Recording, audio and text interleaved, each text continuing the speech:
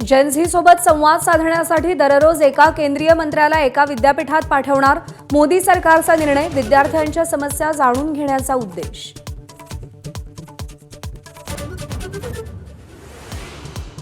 छत्रपती संभाजीनगरच्या पैठण खेड्यातील आश्रमशाळेत मूलभूत सुविधांचा अभाव, विद्यार्थ्यांचे हाल, शाळेतील सगळ्या कर्मचाऱ्यांकडून सामूहिक स्वेच्छानिवृत्तीचे अर्ज।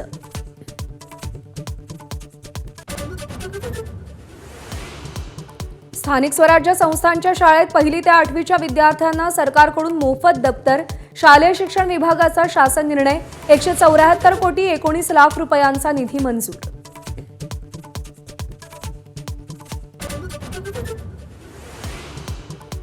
उच्च शिक्षण घेणाऱ्या मुलींना महिना 2000 रुपये पॉकेट मनी देण्याचा प्रस्ताव विचाराधीन, उच्च शिक्षण मंत्री चंद्रकांत पाटलांची माहिती। कमवा आणि शिकाच्या धर्तीवर कॉलेज विद्यापीठ योजना राबवणार। मराठी भाषेत न बोलणाऱ्या रिक्षा टॅक्सी ड्रायव्हर्सवर आजपासून कारवाईला सुरुवात। रोजगार बुडावा ही आमची अपेक्षा नाही, परंतु मराठी अस्मिता टिकवणं गरजेचं, परिवहन मंत्री प्रताप सरनाईकांचं स्पष्टीकरण। धाराशिवच्या कळंब नगर परिषदेत ठाकरेंच्या शिवसेनेला मोठा धक्का। ठाकरेंचे सगळे 10 नगरसेवक आज भाजपत प्रवेश करणार असल्याची सूत्रांची माहिती।